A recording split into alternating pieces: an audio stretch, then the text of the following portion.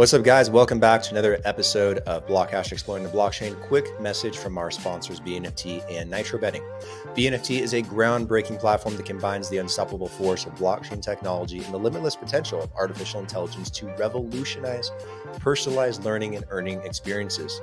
BNFT leverages AI to create immersive educational environments for collaboration and utilizes DeFi to transcend traditional e-learning experiences. You can also earn exclusive certificates and showcase your achievements with unique NFTs. You can learn more by going to bnft.solutions and their social media channels. Nitro Betting is a top Bitcoin and crypto betting site that allows you to place bets in casino games, sports books, racing, gaming, you name it. It's your money. You should be able to have fun with it too outside of traditional investing. So check out all the action at nitrobetting.eu. All links are in the description below. Enjoy the episode, guys.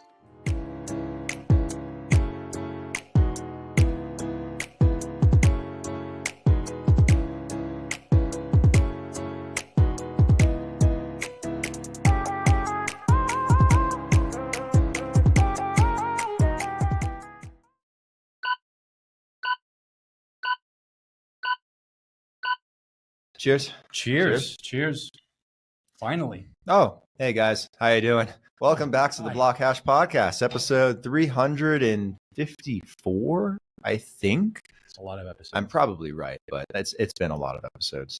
Doing a special episode today with my good buddy Clément Yeung here in his studio, Estudio Helios podcast in Medellín, Colombia. My Spanish is starting to sound a little bit more native. But yeah, we're going to chat about the studio. We're going to chat about BlockHash Con in November a little bit. We'll be using the studio to put on that event and to kind of coordinate everything because we're going to be doing it completely virtual, as you guys probably already know, and tired of hearing me talk about it at this point. And then we'll chit chat about a few things and that'll be the episode. So enjoy our nonsense. How you doing, man? I'm good. Thanks for having me on, by the way. It's been a while. I think our last episode was crash and burn, but yeah, pretty much. I think that's a good way to sum up the whole season. But then when you look at our history, it's not exactly the most professional, with a podcast where you literally have to drink alcohol to have a conversation, which was really fun, by the way. Called Pod Shots. Really enjoyed it, yeah. But it's good to be back. No, it is good to be back. I remember Clément and I actually met here in Medellín right before the pandemic broke out in 2020, believe it or not.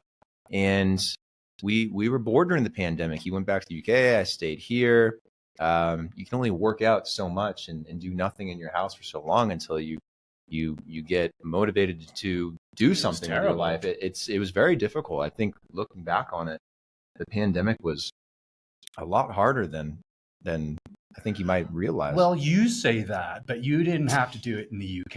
I had to go back. Hey, man, we all went through the same thing. Which I would have much preferred to have been here. I think it was a lot more fun from what I could see. Mm-hmm. But yeah, it was really difficult. I think the pandemic or the planned, I don't know. What should I say? What am I allowed to say? I'm very careful about what I say these days. But, people woke up to a new kind of reality. And I think, fingers crossed it doesn't happen again, but there's kind of talk about another one coming along at some point. So I don't really know what to think. Yeah, well, the World Economic Forum keeps talking about the possibility of another one. So does the CDC, and that, I don't know how this correlates, but now that we've had the COVID-19 pandemic, we're more likely somehow to have another one. And I don't really see how that makes any sense, but there's some Gates things sitting there in his underwear, just like, what am I going to do? How are we going to make money out of I think these? he just gets bored. And he's like, fire up another pandemic. I mean, it's just weird that I know there have been pandemics in the past, but this one was totally different. Obviously, it was just unprecedented. But for there to be like this now, this new normal is just, to me, how do they know? How do you know that there's going to be new pandemics coming out? So yeah, a lot of what I think interests me is just trying to figure out what's going on in the world behind the scenes, because we only really have ever got to see what the mainstream media is talking about. But now we're all waking up and we're all starting to research a little bit more and be a bit more critical thinkers, a bit more conspiracy theorists. You can interchange those two things right there. But I honestly think it's critical thinking And I'm glad people are waking up because we need it. We need it more than ever. Yeah, I think it's just important in general for people to do their own research and to actually look into these things and not just believe what they're heard. I mean, it's already a fact that there's so many things about the pandemic that just came out to be untrue after the fact. Like wearing masks, that they didn't do anything really. They weren't that effective. The whole social distancing, if you remember that, wasn't effective. I remember that. Yeah, they had all these. They closed parks. They closed, beaches. They closed anywhere that you could go out in the middle of nowhere. I'm sure they closed like national parks as well, which is ridiculous when you think about it. I mean, anyway, this whole podcast could be just complaining about the pandemic. Can you imagine two people in Yellowstone Park, one on top of a mountain, the other on the top of a mountain B, and he's like, hello over there. You have COVID? Yes. Stay away. Yeah, I don't breathe in my direction, even the though wind's you're like picking up a kilometer away from me. Yeah, it's just crazy. And I think a lot of what the pushback is right now politically with, Trump and a bunch of other, well, not a bunch, I would say Robert F. Kennedy, is that they, and Vivek as well, right? I don't want to butcher his name. So they're all very much aware that people are waking up, and I think that they're speaking the language. And I think that's why they are not given as much airtime, and or if they are, they're really demonized. And you can see it. It's sad to see people so divided about this when, honestly speaking, it shouldn't be so difficult to see, in my opinion. It's not a question of what do you prefer. It's more a question of like what's right and wrong, and can you figure it out? And I don't think a lot of people can figure it out because they're so tied. There's a lot of information out there. Well, yeah, that's another problem, and there's a lot of misleading information, and we won't get into it too much. But I mean, even things on vaccines too. There's so much information. It's hard for an individual to actually know. Should I be taking these things to protect myself? Is this COVID thing real? To what degree does it affect me versus someone else that is more susceptible to getting sick? And these are questions that just aren't really fully getting answered. And if we enter another pandemic, there's going to be a whole group of people that don't want to protect themselves, that don't feel that they can trust big pharma in terms of what they're saying and pumping out more vaccines. And in regard is just, it's just horrible situation. So hopefully we don't end up going into another pandemic or anything viral at some point. But yeah, I think the presidential elections will be very interesting too, because that is a huge talking point. Trump exited from office right when COVID broke out, and then we were under Biden the entire time that was going on. And yeah, if it becomes a reality, like Mr. Gates probably is twirling a cigar and counting how many more are going to come. I really don't like that guy. I don't think any of us do at this point. Yeah.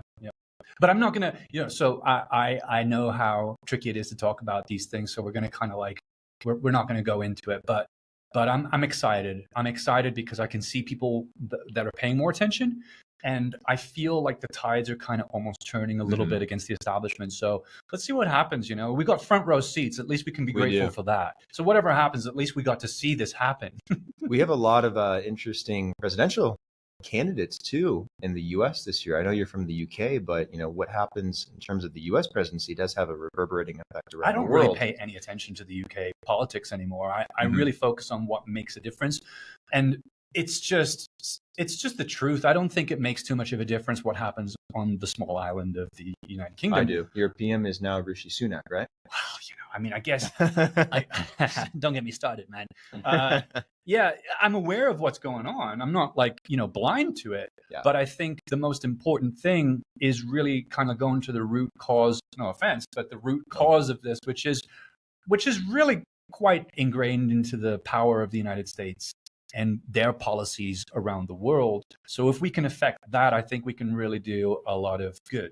Yeah, the U.S. obviously has a lot of impacts, especially when it comes to the presidency.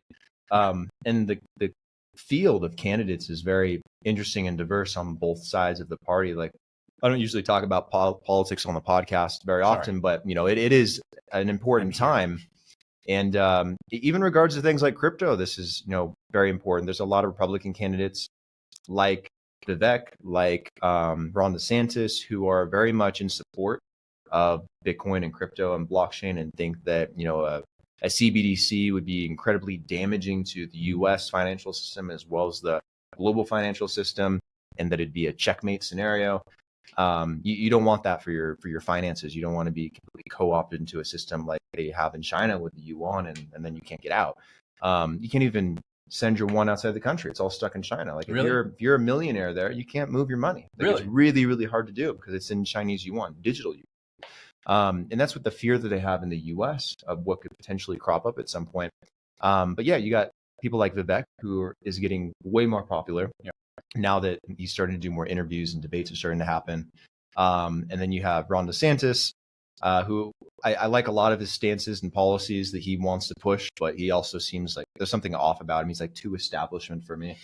And then obviously there's Trump. You know, Trump's going through a whole litany of litigation, but even the other day they actually found that he had like a couple $1 million in Ethereum in a wallet. Really? Yeah, and I think it's because he sold these NFTs, like these Trump NFTs, like a year ago, and they all sold out. It's from that. And I think it's from that, and then the price of Ethereum has also gone up a little bit. Yeah. Well, so it was kind of funny because he came out originally and was like, "Oh, I don't believe in this Bitcoin crypto thing." Yeah. Then he has like $1 million in Ethereum, and it's when he announced that he was doing, because there was this kind of, I guess people were made aware that he was going to make some kind of a statement, and we were wondering what it was going to be, and sure enough, he did make a statement, but he made it on a platform outside of the main players. I think it was Truth Social where he made it. Yeah.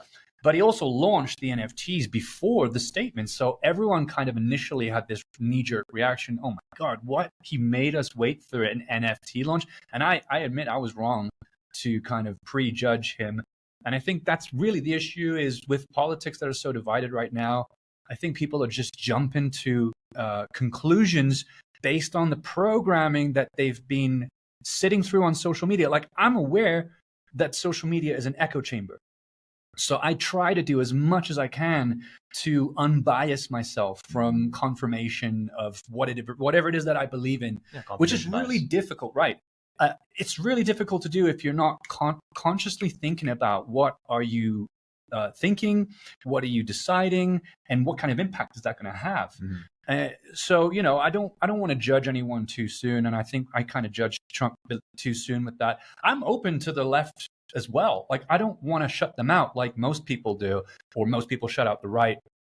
Interesting. Would you vote for Gavin Newsom if he was nominated? I think Gavin Newsom is a demon. He could be. A reptile demon. No, there's a meme going around about him being a reptile, which I would believe. No, I don't think he's done a good job at all with. He's destroyed California. I'm surprised he hasn't done anything, and he's proud of California right now. I'm like, have you seen the videos that come out of even San Diego now? San Diego, Los Angeles, San Francisco. It's an absolute disaster. It's like a zombie city. It's like Raccoon City. Oh God. You've seen the people like hunched over and like on drugs and walking around. It's just like, what the Only fuck? there's no. And then Gavin Newsom stands up there in his pristine suit and he's like, "I'm proud of California. We've done a great job. Weird. Maybe I'll run for president." I'm like, do you live in a fantasy world? Like, I'm not against progressive politics in any way. In fact, I support Robert Kennedy very much. And I don't think I've ever said that before. I've always been Republican more than I have been Democrat leaning, but I'd vote for him because I agree with a lot of things he's talking about. And he's also good for crypto. He's probably the best pro-crypto candidate out there. Right. He wants very vocal about that. Yeah, he wants to even back the dollar with Bitcoin. Like, he's got all these, I don't know how well they would pan out, but he's very pro-privacy. He's very pro-self-sovereignty when it comes to money and your identity and what you do. Like, I think he really speaks to every normal day Americans. And I think just generally what people would believe, and it doesn't matter what side of the party you're on. He's very much in the middle. He's a very moderate Democrat. Right. And I like that too. And I like him a lot. And I think he's gone through so much. He's obviously had family members who were killed. And, you know, imagine what kind of a backlash and a mountain to climb he's had to endure because he's taken the side of the people. Yeah. And he's been talking about the wrongdoings of the establishment for his entire career, as far as I understand. And he's a very smart guy. So I think we have a nice little group of potential candidates that really could make a substantial positive impact. And I'm just happy to be able to watch this and see it happen. But you know, like, again, it's very tricky to talk about all of this without kind of getting into the gray zone of, oh, are you going to be canceled or not? Because Robert Kennedy is, you know, very much anti-pharma, which I like. I like that about him. I think we need more of that. I agree. I think we do. Yeah. The only problem with Kennedy is I don't think he'll, we've talked about this a million times, I don't think he'll get the nomination from the Democratic Party, because since Joe Biden is president, they would have to convince Joe Biden not to run again, and they'd have to pick a new candidate. If they did that, and then they'd have to go through debates, and they would have to debate Kennedy, and he's leading the Democratic Party. And I don't know what the Democratic Party really wants to do, or what their agenda is, or what they're running on at this point, because the economy is so fucking bad. So I don't think they want to. Yeah, I just said the F word, guys. I don't say that enough. I need to say it more. I need to say it more. But yeah, you're right. And I don't think they know what to do with him, if I'll be honest with you. That's my final thought on this. Is like, they don't know what to do with RFK. Should we kill? We've already done that a few times, so we'll probably leave that as an option for now. But speaking of crypto, what are your thoughts about the G20 summit? And apparently there's going to be I listened to this the other day as I was sleuthing through YouTube, but apparently they're going to declare some kind of war on crypto at the next G20 summit, which wouldn't surprise me. I'm more fond of the G19 than the G21, to be honest. No, it's weird. Kind of private jet they have a G7, a G20. Right. It's a branding issue, that, I think. The G20 has actually been trying to create regulation, global regulation, or at least a standard around crypto for a long time. Because when you think of an economy, you don't think of just the US economy, or just the economy in the UK, or even here in Colombia where we live, just the economy here. Everything's very interconnected, and what affects one economy drastically affects another one, and like never before, especially in today's world. So one thing what they want to do with crypto is, because no one can really define, is cryptocurrency more or less a security? Is it property? Is it commodity? Is it cash? Like, is it money? Like, how should they treat it? How should they tax it? How should they regulate it? And that has a real world implication right now when you have a market that's, most of the time north of $1 trillion. That's a big market for something so nascent and something so new. So what the G20 has been wanting to do is they're trying to figure out how to come to an agreement. When you have 20 different countries, obviously they all have disagreements, especially when it comes to crypto. The US doesn't know jack squat about what they want to do.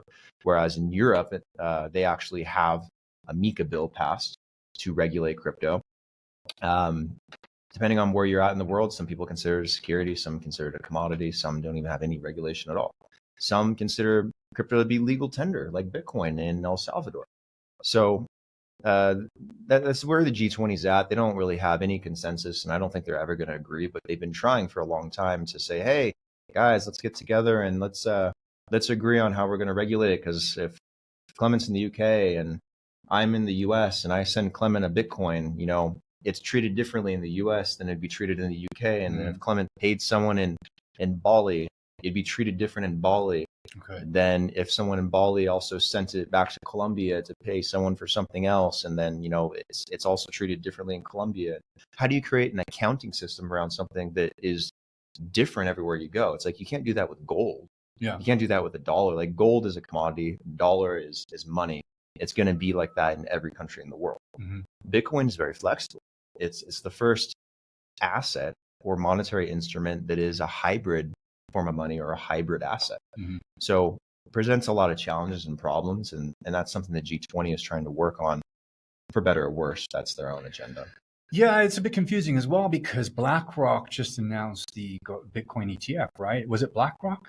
Yeah, so BlackRock and a host of other funds and asset management firms announced that they were filing and have filed a Bitcoin spot ETF in the United States.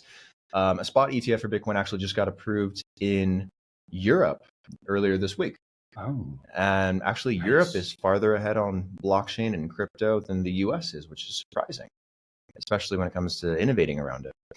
But yeah, so in September, actually, the Securities and Exchange Commission in the US has to address those filings and give an answer in September. And then I believe the next day would be October, and then January and March of next year. So come September, the SEC could approve a whole bunch of ETFs for Bitcoin, and a whole bunch of institutional capital could flow into the market, and we go into the next gigantic bull cycle, and we all become wealthy. Well, that's the question I have, right? Who knows? I know you're not I know most of the time you're not a glass ball. Disclaimer: I do not give financial advice, but I'd like to talk about it. Yeah, right. But I am invested in Bitcoin because I see the value of it.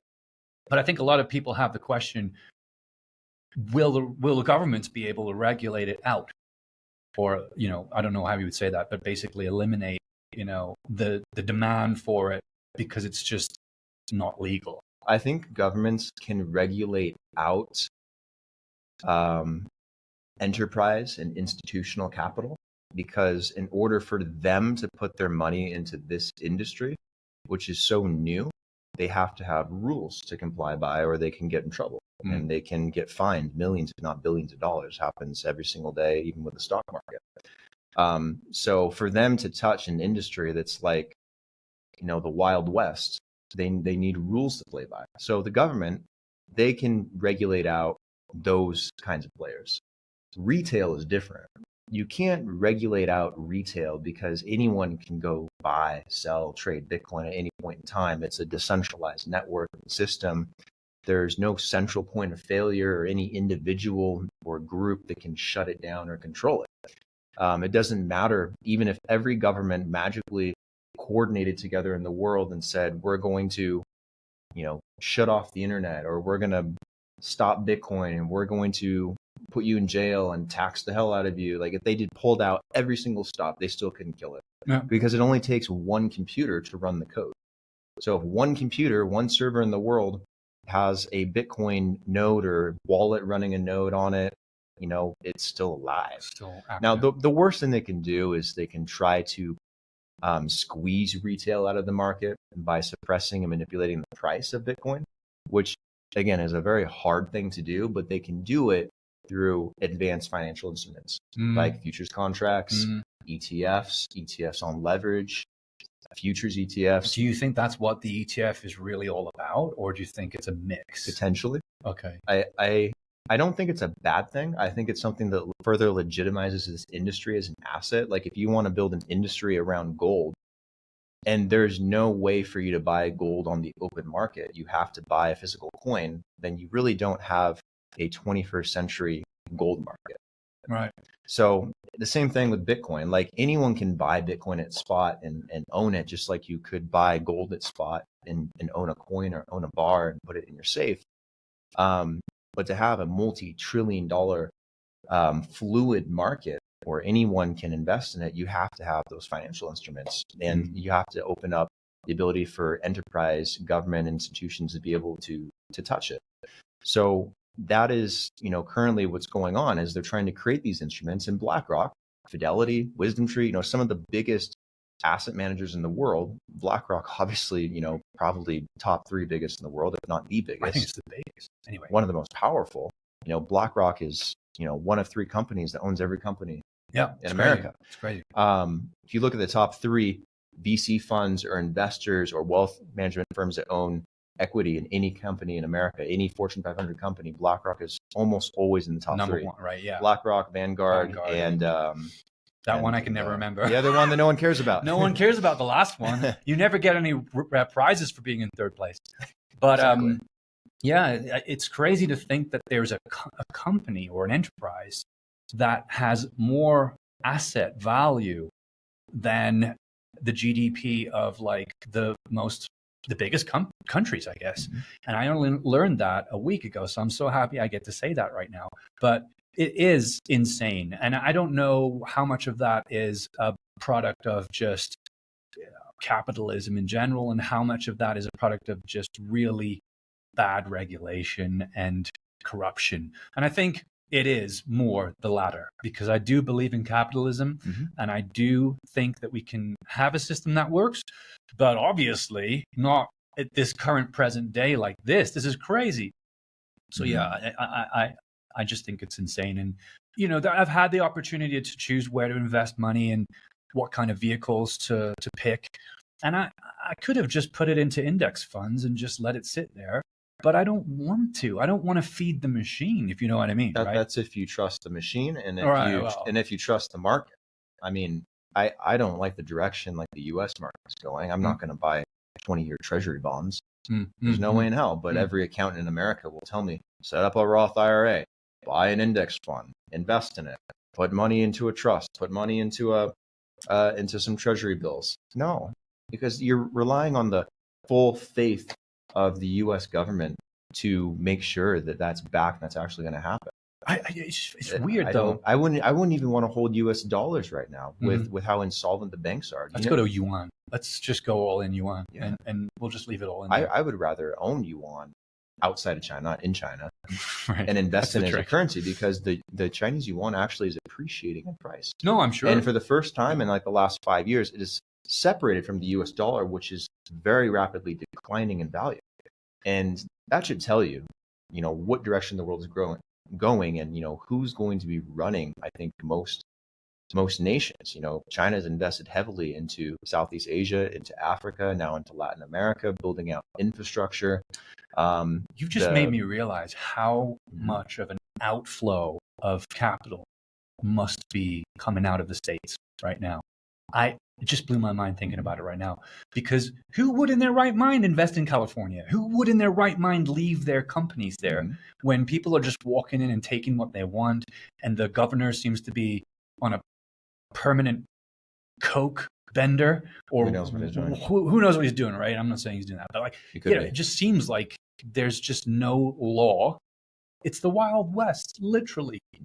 And so I'm just blown away by this idea of how much money is actually leaving that country, or at least some states. And yeah, we see it all the time. People leave to go to a different state, or they leave the country entirely.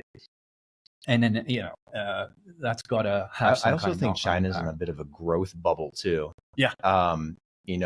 They've expanded and spent all this money, and, they'll be fine in the end, because at least they have the infrastructure to back up their economy. They've invested heavily into Chinese society, but also into neighboring countries, and have strategic partnerships. China's going to be fine when things fall apart, but they're in a bubble, and they're going to have a huge economic downturn at some point too. They can't sustain this type of growth. Even Evergrande, the largest property management company in China, folded over and declared bankruptcy. Yeah, that's so last summer, man. Yeah, no. I'm joking. Just the other day. No, I'm joking. I don't know. Time flies. It could be last summer already. It's been around for a while. I mean, but it has a massive impact on the economy, and I think that you can suppress that kind of impact artificially, but you can't do it forever. And their aging population and their outflux of young people, I'm using that word a lot today, is going to have severe repercussions on their economy. And I know that they know this, and it's talked about a number of times. Peter Zahan's one guy who talks about it, even though I don't really fully trust everything he says. And there's a bunch of other people who just are aware maybe China isn't going to be the next superpower, which is actually nice to hear, because who wants to live under the rule of the CCP? I don't think anyone really does, not even Chinese people. And I'm half Chinese. I'm allowed to say that. You are. You are. That's fair. I am. I've never been there, but I'm allowed to say that. You have a special privilege. I have a special angle to my eyes. Only you can say that. Yeah, I think in the situation with the U.S. and China, because the U.S. is still the biggest economy in the world for now. China's second biggest economy in the world, and rapidly rising. I think the biggest difference is going to be who absorbs the plunge the best. And the U.S. is in a horrific and scary position where even credit card debt is over $1 trillion in the U.S. Just credit card debt. It's unfathomable how much money has just been wasted, spent, depreciated, and now interest rates are through the roof, and the Fed's not going to stop. Inflation is out of control still. I mean, it's come down, but it's not under wraps. It's still way above the initial 2% target the Fed wants. And then the Biden administration just keeps shipping money off to Ukraine, like money that we need in America. Yeah, that really pisses me off. Even though just I'm not keeps a taxpayer getting for that. shipped off to Ukraine like it's a money laundering scheme. It might. So yeah, it's very frustrating as an American. Obviously, I live here in Colombia now. But you realize there are people, and a lot of them too, who look at what's going on and they say, good for Ukraine, right? It's going to help them, right? They think that way. Yeah. They don't try to figure out, is there another reason for this? Like, could it be something else? Could it be money laundering? Could it be? And so we have no accountability on that money going there. It's coming from their pockets, and they're struggling through life. And now that the Maui fires have happened and we see the response, I think it's pretty obvious what's happening in Ukraine. It's just another proxy war. It's just bullshit. There's no reason to be fighting it. We're literally, the only difference between us fighting, Americans fighting in the war, and Ukrainians is that Americans physically aren't the ones doing it. We're training them. We're giving them supplies. We're giving them bullets, weapons, tanks, bombs, Europe too. Everything. Same thing with Russia. You know, Wagner is the one really fighting the war. Russia gives Wagner all the resources, all the tools, all the intel, all the bombs, all the bullets, all the gas, everything. And then Russia gets that from China. And it's really China versus the US and Ukraine. And it's just a pointless, stupid war where who knows what's really truly going on. And it's sad because, yeah, there are people dying, but we don't need to keep shipping money off. We need someone to call Putin and say, this is stupid. Let's stop. What do you want? Let's negotiate. Like, that's what you get potentially with a Trump or a Vivek or a Ron DeSantis or a John F. Kennedy. Sorry, John F. Kennedy. That'd be nice, right? That would be cool. Robert Kennedy. That would be really cool. Back from the just dead. coming back from the dead. John F. Kennedy is here again, folks. Ready to lay the smackdown. There was an old, there's an old COD, Call of Duty Zombies game. I forgot which one it was. And John F. Kennedy's in it. Really? Yeah, That's he's awesome. in it, and he's with part two of M60s, just like, I'm gonna make you pay for that day. Boom, boom. something like that. But he's like in the video and everything. He's like, and he had a gun and everything, and he's like, we got to get ready for the zombies. I'm gonna start a petition to get Celebrity Deathmatch back on air. I know it was an MTV production. I know they don't have the money for that anymore, but I would like to see Celebrity Deathmatch again. I think it would be amazing today. I know they couldn't get away with it probably, but to see Trump against Biden and it's so cool, man. Hey guys, quick message from our sponsor, Nitro Betting. Nitro Betting takes your desire for anonymity seriously and allows you to play without the need to worry about identity checks and personal information. It's a betting site, not an investment site. You should be able to just have fun. As a top trusted Bitcoin betting site, Nitro Betting truly has got your back. Back to the episode, guys. This is my entertainment. Like this is my way of enjoying life in the world, is being able to, you know, look at memes and funny videos to pull someone's head off on a video game. Yeah, but you know, more than that, the parody of the internet. You know, comedy used to be very different, and I know you like comedy very much. Oh yeah, and comedy, you know, has evolved so much. I think to the internet too, into what's out there, into social media, into the way that we go about teasing things and making fun of things and burning down walls and hopefully building bridges. I think it's very fascinating. Like I can't imagine what the world would look like without, let alone the internet, but without, you know, parody and memes and, you know, I see it every fucking day. I go on Twitter and it's like someone's making fun of something and they're taking, you know, something bad that's happening in the world and they're making you laugh. And sure, I can be the devil's advocate to that though, because I know I'm slightly older than you, so I mean not slightly, more than a decade. Yeah, let's just say slightly. But I kind of like remember the times when I was younger and I didn't have the internet, and you know, it wasn't as exciting as it is today. There's no way. No, there's no way. There's no comparison. I mean, really. I was really young, but I barely remember it. But I will say this, it was more chill and it was more fulfilling in the sense that you had, you know, a lot more physical contact with people, like socializing. You shared a lot more just through conversation. You couldn't be anonymous. You had to be there. And there was no distraction. There were no psychological operations that were happening on your device. Sure. So I actually really miss those days for that reason. But I do agree with you that technology has kind of made life so much more convenient and a hell of a lot more entertaining, I guess. Have you seen those chill lo-fi beats like on YouTube? There's like a gazillion of them now. There's so many. I feel like that's a genre. That's what life was like, though. Now we have to watch our lo-fi reality on YouTube to relax. It's not the reality anymore because I don't know what today would be. It'd probably be like death metal. if it was lo-fi last generation, now it's death metal. Hopefully we can go back to something more relaxing soon, because I am seriously trying to keep up, man. I was just this morning, like anxiety. I was telling you, right? I'm super anxious sometimes. I think people they're all familiar with what anxiety is. It's just a thing today. And there are days when I cannot, seem to get my shit together because my anxiety is through the roof. And so I have to really manage myself. And I don't think there's any other reason for it than just the onslaught and the overwhelming weight of everything that's going on right now. Now, I could be ignorant and I might not even tune in one day to, Twitter and these other YouTube and whatever. And that's great. I'll feel more relaxed and I'll be able to just, not feel that negative energy. But you will quickly almost make yourself redundant if you don't tune in, because that's where things are happening today. And you need to know what's going on.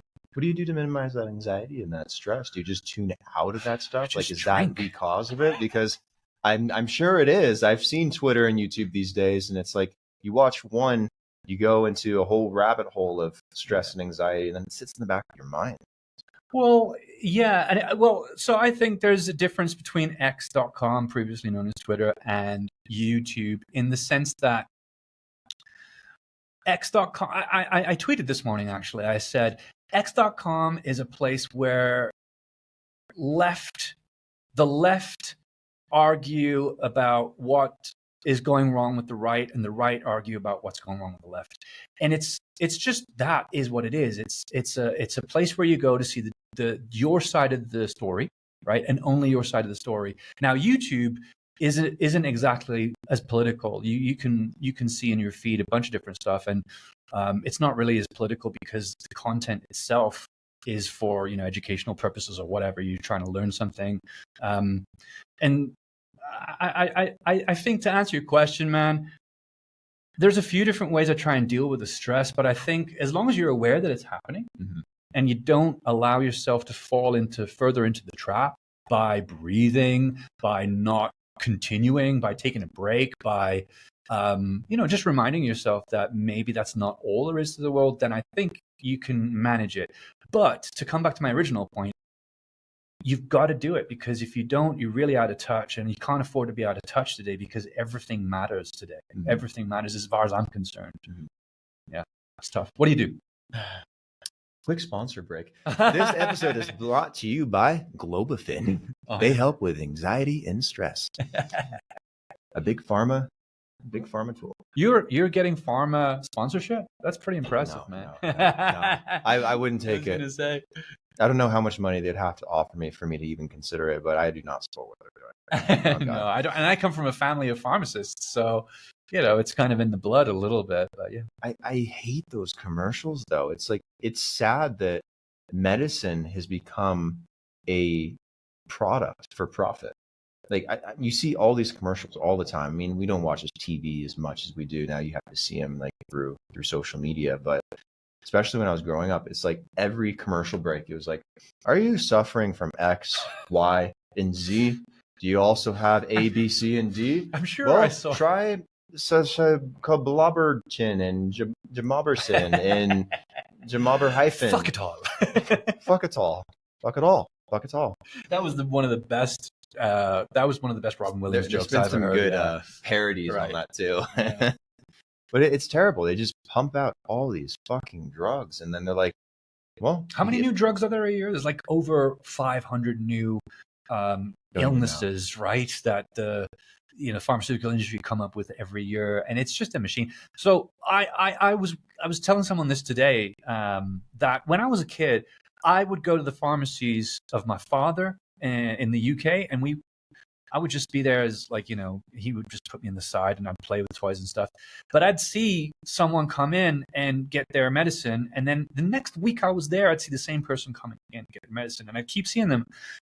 Something in my brain clicked, and it was like, aren't these people supposed to be getting cured? Like, isn't that what this is all about, right? But it made me realize that there's something inherently wrong with that system. And that's why I learned, more about the natural side of things. I went to university, I learned naturopathic nutrition, and it's just a different concept completely. And it's really quite shady, I would say, the history of pharmacy in the ways that they kind of indoctrinated people to believe that Western medicine is a lot more powerful than everything our ancestors learned about health and wellness. So I can see that there are benefits to it, but I just think it's so way overprescribed. And you're right, if you tune into TV, traditional legacy TV, and even now social media, you can see how powerful that is. And I believe I even got deplatformed recently because of things that I said, about that industry.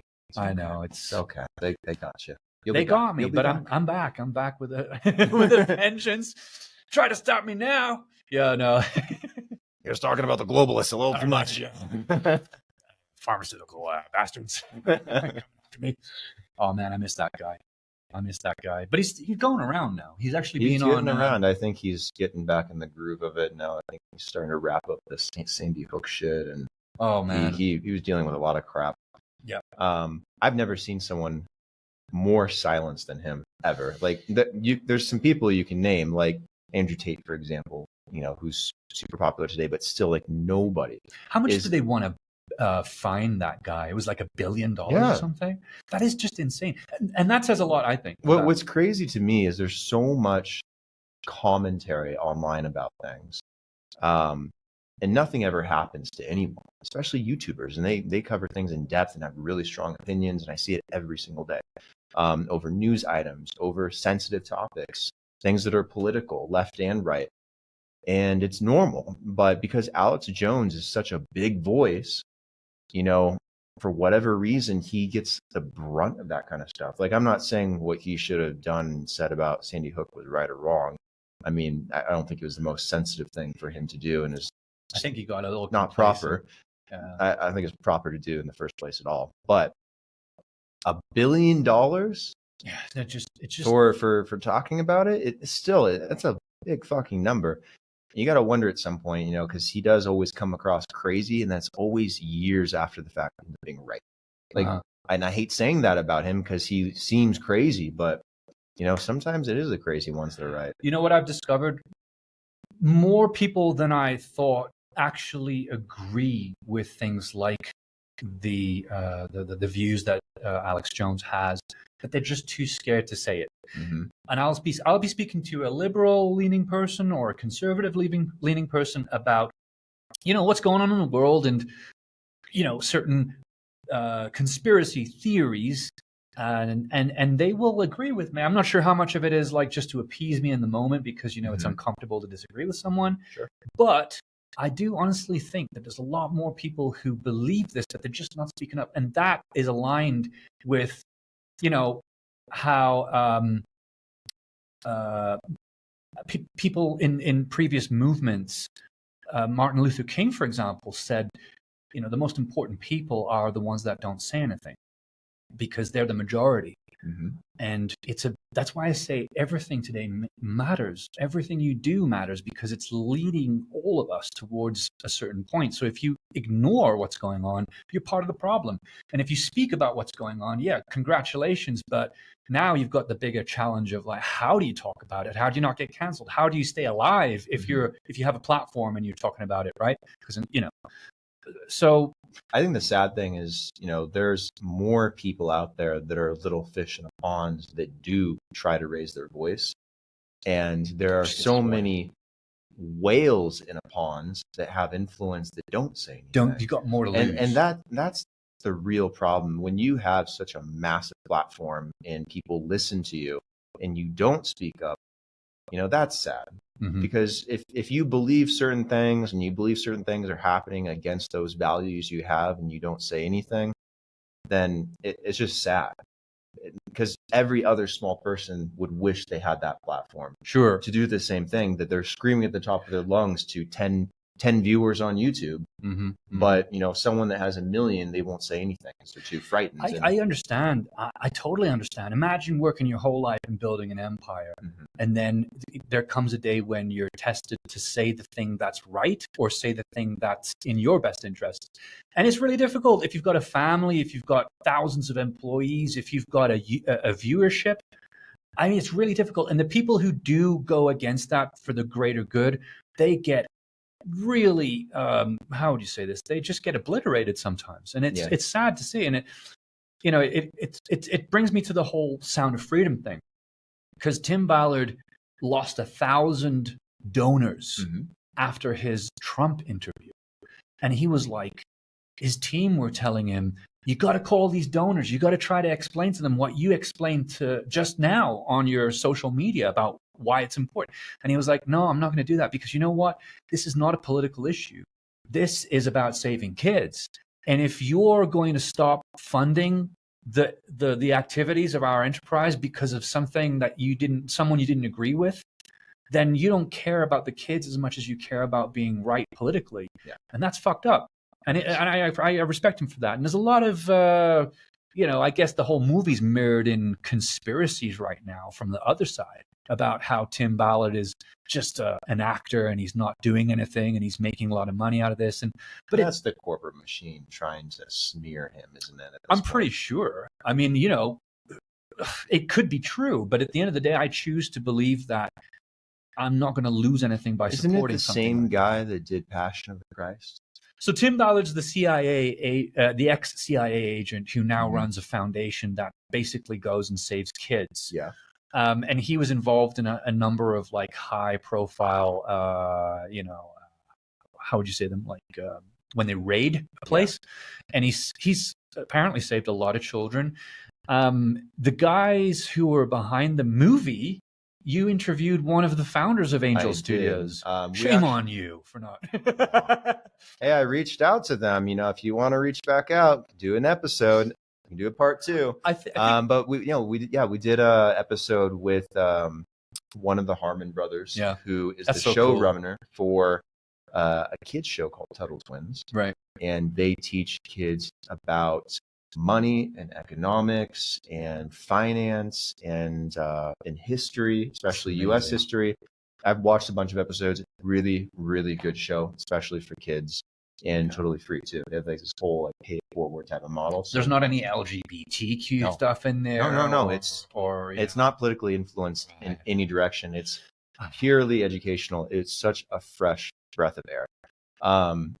But Angel Studios is the one that put on Tuttle Twins, and they do a few other programs as well. And the big one, obviously, is Sound of Freedom. And The Chosen, which is a biblical series on now on Netflix, I believe, but it was launched crowd-funded, and they made millions of dollars in ticket sales for that because they obviously had a very niche audience, and it was a great show. I haven't watched the show, but my mother, who's a pastor, she watched it and she told me all about it. And at the time, I was like, oh, whatever. But it's apparently a very good show. So they're one of the producers that's behind The Sound of Freedom, which, by the way, as you remember, is coming out in Colombia at the end of this month. So on my birthday, the 31st of August. Oh, really? That's crazy. You don't have to send me a gift if you want to. I'll put my address in the description below. Please keep it small, but yeah. I'd love a copy of Sound of Freedom, though. That I still want to see it. It's sad that they've made it so hard to watch. And I've been trying to stream it online.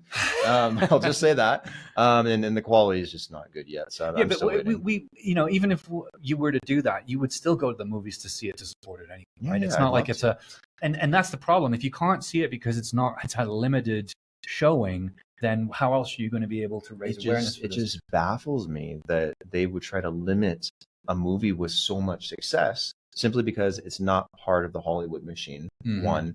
And two, it's about child sex trafficking, which is a huge issue that people care about. And everyone that watched the movie loved it. And it's just sad that they would try and tear down the movie and shame the actors and all these things. It's like, what are you doing? Like, isn't it this a movie we should be promoting, not trashing?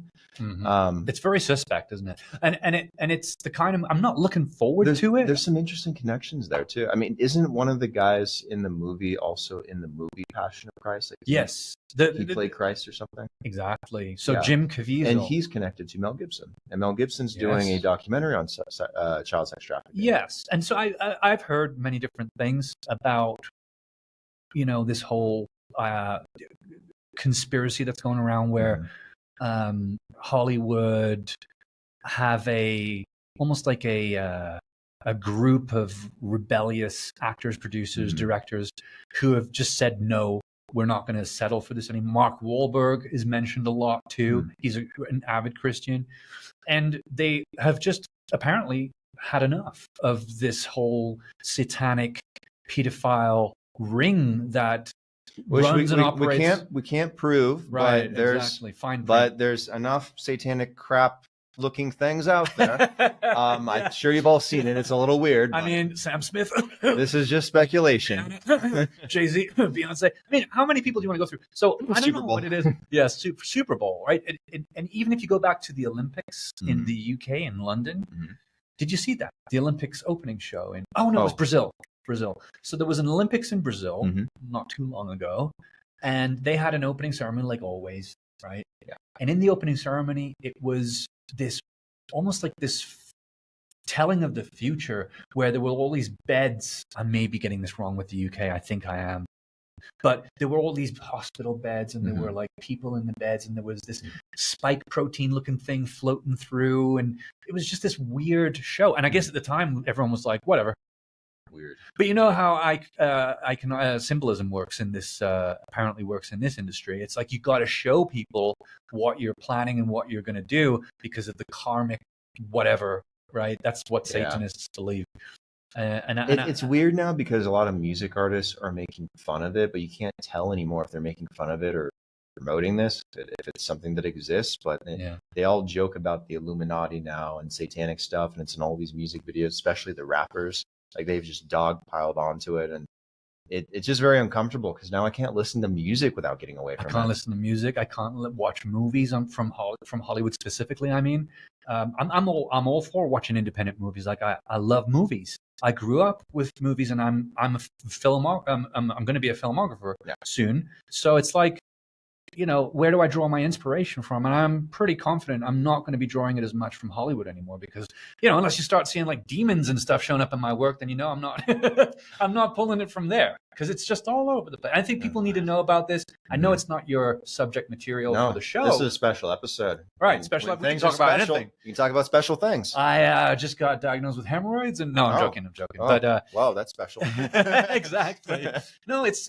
I think people need to know about these things because they're happening, and you know, you can wish it away and you can ignore it, and you can, but if you turn on your television and it's maybe a music channel, you're going to see Sam Smith, Beyonce, you're going to see all these young rappers who've sold their souls, and they have to, as part of their contract, do what their producers say, which is to show these symbolistic things about satanic rituals and, you know, the cross upside down. And it's just it's a very strange world we live in, and I don't think we've really hit the tip of the iceberg with it, and I think people are just starting to wake up. So it's uncomfortable, and I've come to terms with it, but at the beginning, my whole world was starting to be turned upside down, and it was very difficult to accept. But when you accept it, I guess you can do something about it, or you can, I wish and I hope that more people will do something about that, and I think a lot of things will come to limelight eventually. I don't think they can get away with it in this day and age and keep it all swept under the rug. Pivoting to another topic, we have talked quite extensively about so many things on this special episode. That's good, man. Podcast. That's good. Want to talk about Helios Studio as well, the podcast studio, which we're in because we'll be doing BlockHash Con 2023 here live from the studio. We're going to have, at least at this point, we have 28 speakers confirmed and locked in to the schedule for panel discussions, for presentations, for keynote speeches. They'll be doing workshops. Some of them will be putting on courses over the course of 3 days, November 1st, 2nd, and 3rd. So we needed a fantastic place where we could monitor all this, host everything, and, control the entire event. And I needed like a good base of operations. And I'm moving at the moment. I don't know if I'm going to have that set up in my own place or if I'm going to have another office or studio. So needed a really solid location, especially here in Medellín, Colombia, where I don't think one really exists of the kind of caliber and quality that Clément has. Thank you. And so tapped into him because he's got a really good studio setup with all the cameras, the microphones, the lights, the equipment, everything. So if you're going to be down here for the event at all, or you're coming to Colombia at any time soon, you definitely got to check it out. He's got everything you need from podcasting to videography. He has a studio for photo shoots. Sure. He's got all the tech. And, when you do this stuff, you want the best. You want the best equipment, the best software, the best environment. You want someone that has an incredibly deep skill set. So yeah, that is my personal endorsement. We'll be using this specific studio for the whole event. So yeah, if you're here, definitely check it out. Yeah, I would love to have you. And in the words of the owner of Jurassic Park, spared at no expense. So it's like basically, I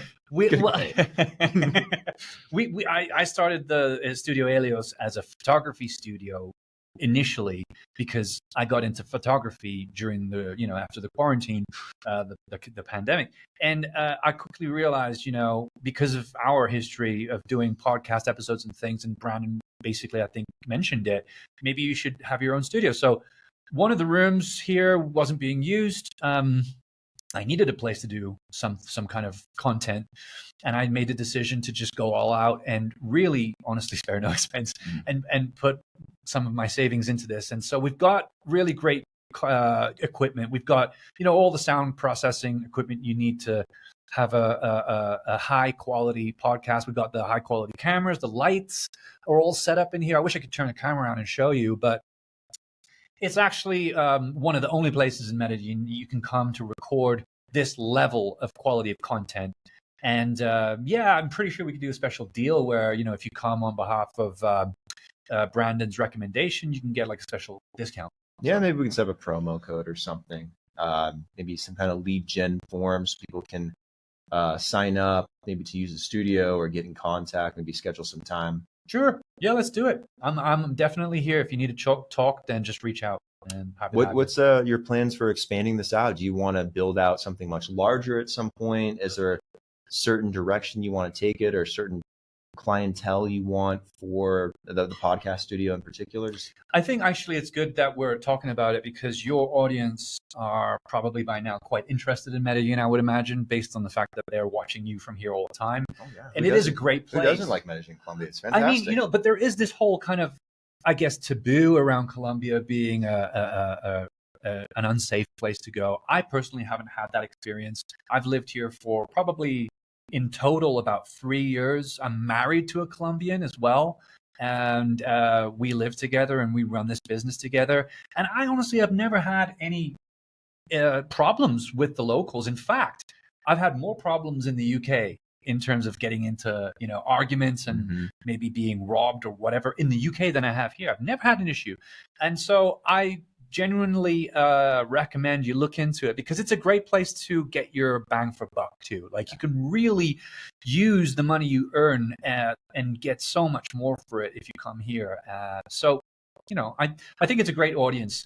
Foreigners that want to come and record and they don't know where to go. Now you have an option and you can just simply get in touch with either one of us and we'll help you out. Yeah, I tell people all the time, the real American dream is in Colombia.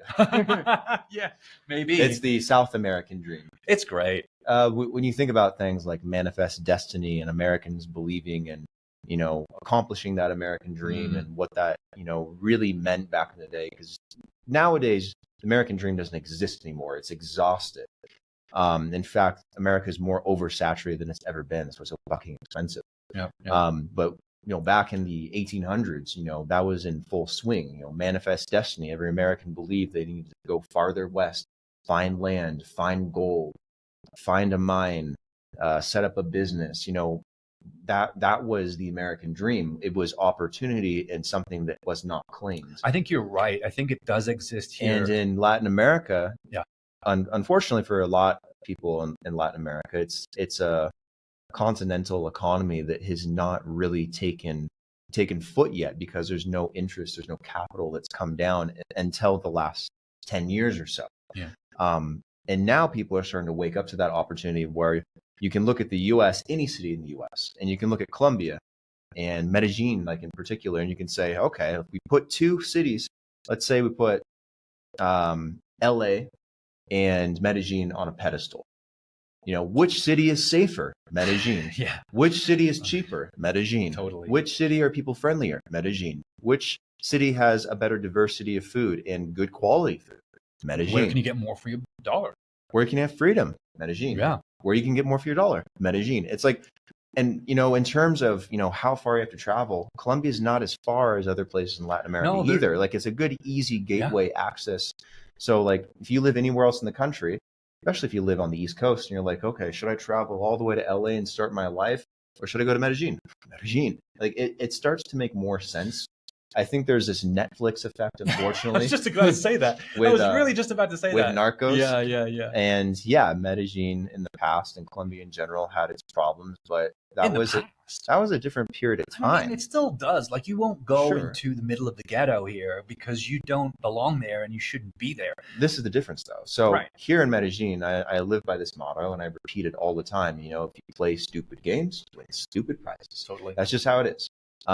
If you're going out and partying at clubs and finding hookers and doing drugs and cocaine, and which is a large part staying out till 5 a.m, yes, you're more likely to get robbed, to get victimized, all these things.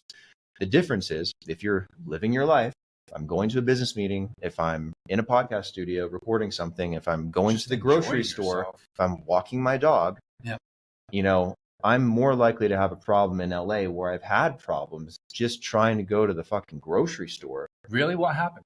They robbed my car.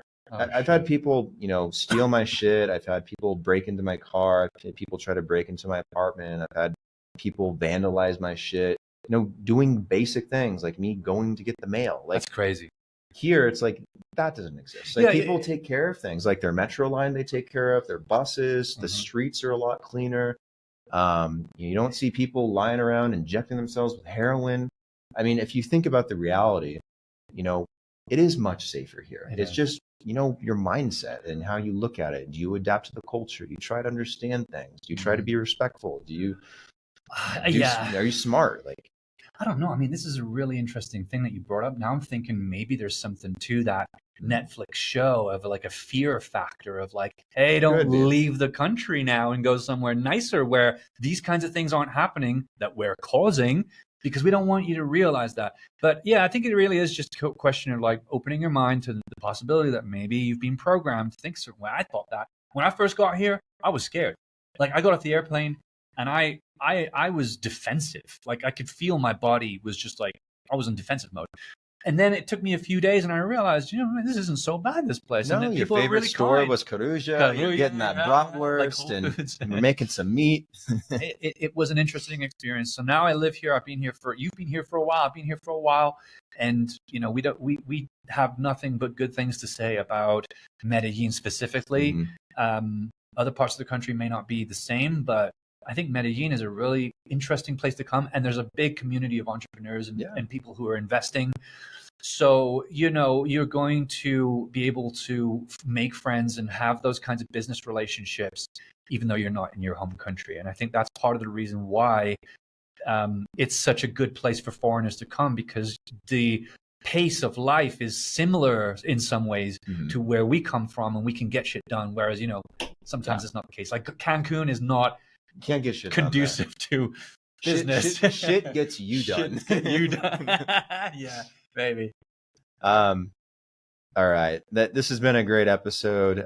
We've talked about so many things. We're gonna have so many different clips and sound bites come out of this. But again, if you're here for BlockHash Con in November, it's gonna be virtual completely 100%, but you know, we'll try to do some hybrid based events. If you're gonna be in the area, if you're gonna come down earlier or later, way after the fact, definitely check out the studio. He truly has everything you need. I'll be using this tremendously going into the future as well, and for a lot of future podcast episodes myself here on the BlockHash Podcast. So we'll put all his information in the description for the episode, as well as probably a little thing here at the bottom of the screen. Here, right here, yeah, we'll over here, somewhere over here on the screen. You'll see something. Click on that, or if you can't click on that, go into the description. It'll be there. All right. Thank you guys for tuning in. Really appreciate it. Clément, anywhere you want people to go in particular, website, social media? You can find us on Instagram. It's literally Estudio Helios, which is ESTUDIO H for Helios, which is the Greek word for sun. So HELIOS. So Estudio Helios. And if you go there, you can just get in touch with me, leave me a message or leave a comment or whatever, and I'll get back to you. All right. Good episode, man. Yep. We'll talk soon. Cheers. Cheers. Hey guys, final message from our sponsor, Nitro Betting. Nitro Betting gives you so many options to bet, wager, and play with a deep sports book from NFL to NBA to NHL to MLB to MMA to motorsports to poker to blackjack to esports to Rocket League to Call of Duty. There's plenty of diversity and choice, whatever you guys want to do. So go to nitrobetting.eu to experience everything they have to offer, and see you on the next episode, guys.